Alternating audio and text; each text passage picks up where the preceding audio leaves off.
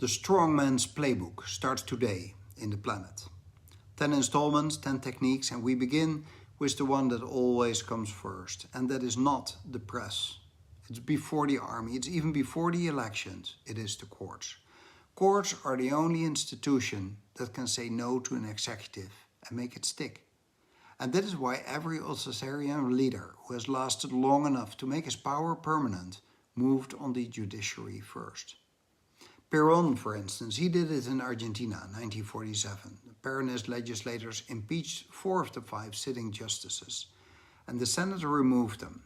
The charges were really thin, and that was never the point. The point was to show every judge in the country who was really in charge. Now, Orbán in Hungary, he did it differently. He waited for a parliamentary supermajority. Then he lowered the mandatory retirement age for judges from 70 to 62. So hundreds of experienced judges were pushed out at once, and then he packed the Constitutional Court. And he pushed through a parallel system of administrative courts for politically sensitive cases. Now, by the time that the EU understood what had really happened, it was already mostly done. The rest is history. Marcos in the Philippines, he used martial law. He declared it in 1972. He used emergency powers and military tribunals to sideline his Supreme Court in national security cases. And he then steered a constitutional convention into ratifying a new constitution that gave him sweeping powers. So the courts that remained, they could only work within the boundaries that he had drawn. Now, Mussolini took a more patient route. He kept Italian courts nominally independent for years, but he built a parallel structure alongside them. It was called the Special Tribunal for the Defense of the State. It was established in 1926, and it handled political crimes outside the ordinary judicial system. So by the time that the ordinary courts might have pushed back, the Special Tribunal had already dealt with everything that mattered. These are different methods in all these countries. It's an identical logic, and the goal is never to destroy the courts, but to make them irrelevant, and that's an important point.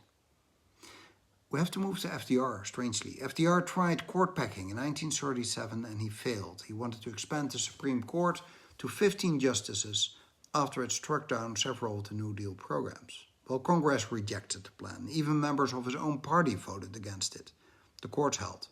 And that failure matters because it shows this is not inevitable. What does this mean for the US today? The American judiciary is not being dismantled, but it is being pressured and, when possible, worked around. Judges who rule against the administration face public attacks and calls for impeachment.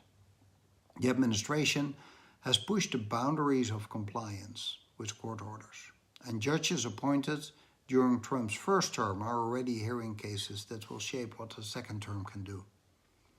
And this is not Perón's purge. It's a bit closer to Orbán's method. It's patient, it's incremental, it's technically legal at every step. The historical lesson is consistent. Once courts are captured or neutralized, everything else accelerates.